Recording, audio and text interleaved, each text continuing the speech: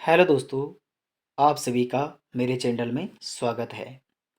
दोस्तों, आज हम एक मॉडल पेपर हल करेंगे जिसमें काफ़ी अच्छे और सिलेक्टेड प्रश्न हैं जो आने वाले एग्जाम्स की दृष्टि से काफ़ी महत्वपूर्ण रहेंगे। वीडियो को पूरा देखिए, सारे प्रश्नों को ज़रूर देखिए और आपके इस मॉडल पेपर में कितने प्रश्न सही हो पाते हैं कमेंट में ज़रूर लिखिए। तो शुरू करते हैं आज का प्रैक्टिस सेट। प्रश्न संख्या 1। महात्मा गांधी राष्ट्रीय समुद्री उद्यान कहाँ स्थित है? महात्मा गांधी राष्ट्रीय समुद्री उद्यान कहाँ स्थित है? तो इसका आंसर होगा पोर्ट ब्लेयर में। प्रश्न संख्या 2। हीराकुंड परियोजना किस नदी के जल प्रवाह को नियंत्रित करती है? तो इसका आंसर होगा ऑप्शन ए, महानदी के। हीराकुंड परियोजना महानदी के जल प्रवाह को नियंत्रित करती है। प्रश्न संख्या 3। यदि भारत में कर्क रेखा के स्थान पर विषुवत रेखा होती तो यहाँ की जलवायु पर क्या प्रभाव पड़ता? तो इसका आंसर होगा ऑप्शन डी, अधिक ताप एवं अधिक वर्षा होती। प्रश्न संख्या 4। अलमाटी बांध किस नदी व राज्य में बनाया गया है? तो इसका आंसर होगा ऑप्शन सी, कृष्णा नदी और कर्नाटक राज्य में। प्रश्न संख्या 5। भारत में श्वेत क्रांति के जनक माने जाते हैं? तो भारत में श्वेत क्रांति के जनक माने जाते हैं डॉक्टर वी कुरियन। प्रश्न संख्या 6। विश्व में अभ्रक व्यापार में भारत का योगदान है? तो इसका आंसर होगा ऑप्शन ए, 60%। प्रश्न संख्या 7। संघ सरकार के कर राजस्व में सबसे महत्वपूर्ण स्रोत है? तो इसका आंसर होगा ऑप्शन बी, निगम कर। संघ सरकार के कर राजस्व में सबसे महत्वपूर्ण स्रोत है निगम कर का। प्रश्न संख्या 8। निम्न में से वह कौन सा स्थान था जो 1857 के विद्रोह से अछूता रहा? तो इसका आंसर होगा ऑप्शन ए, मद्रास। प्रश्न संख्या 9। इंडिया डिवाइडेड पुस्तक के लेखक थे? तो इंडिया डिवाइडेड पुस्तक है डॉक्टर राजेंद्र प्रसाद की।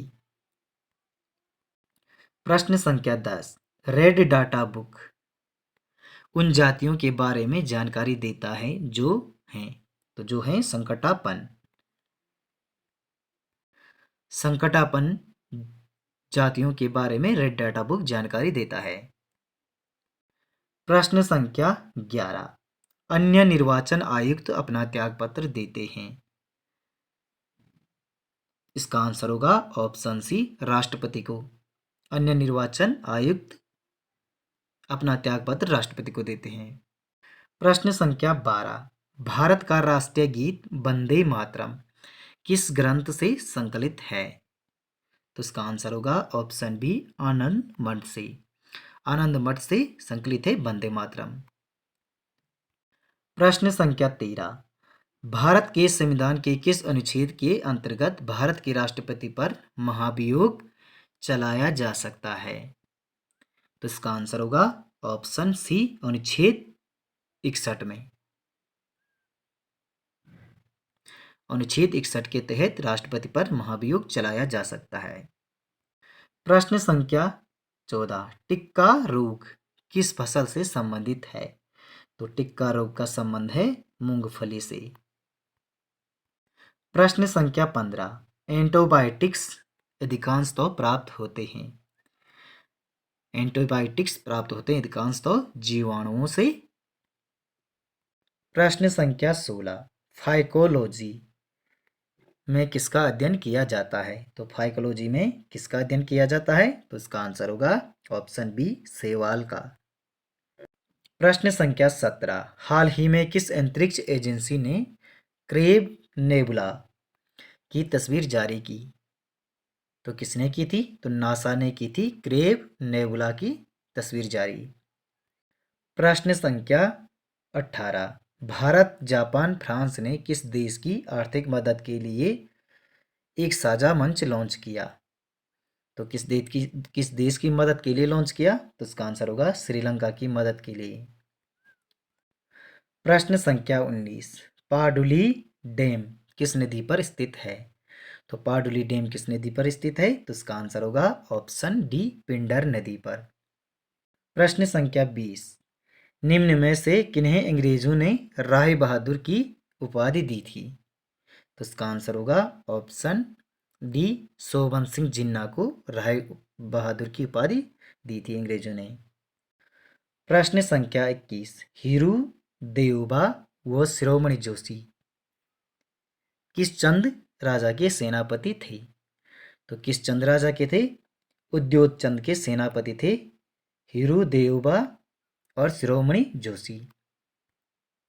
प्रश्न संख्या 22, चौबटिया राष्ट्रीय उद्यान में कब हिल फ्रूट्स रिसर्च स्टेशन की स्थापना की गई? तो चौबटिया राष्ट्रीय उद्यान में कब हिल फ्रूट्स रिसर्च स्टेशन की स्थापना की? तो इसका आंसर होगा 1932 में। प्रश्न संख्या 23, चोखम दून स्थित है। तो चोखम दून स्थित है तो कहाँ स्थित है? तो इसका आंसर होगा ऑप्शन ए, पौड़ी में स्थित है। प्रश्न संख्या 24, सेलकू त्योहार गढ़वाल क्षेत्र में मनाया जाता है। तो इसका आंसर होगा ऑप्शन डी, उत्तरकाशी में सेलकू त्योहार मनाया जाता है। प्रश्न संख्या 25, दुगड्डा को किसने अपने खेतों में बसाया? तो दुगड्डा को किसने अपने खेतों में बसाया? तो इसका आंसर होगा धनीराम मिश्र ने। प्रश्न संख्या 26, ब्रह्मा का विलोम शब्द है। तो ब्रह्मा का विलोम शब्द है जीव। प्रश्न संख्या 27, सौ ध्वनि का उच्चारण स्थान है। तो सौ ध्वनि का उच्चारण स्थान है तालव्य। प्रश्न संख्या 28, फेंक कर चलाया जाने वाला हथियार को अस्त्र कहते हैं। फेंक कर चलाया जाने वाले हथियार को अस्त्र कहते हैं। प्रश्न संख्या 29, नायक में प्रयुक्त संधि है। नायक में प्रयुक्त संधि है अयादि। प्रश्न संख्या 30, भारतीय संस्कृति के स्वर, भारतीय संस्कृति के स्वर किसकी कृति है? तो भारतीय संस्कृति के स्वर किसकी कृति है? तो इसका आंसर होगा ऑप्शन बी, महादेवी वर्मा की कृति है भारतीय संस्कृति के स्वर।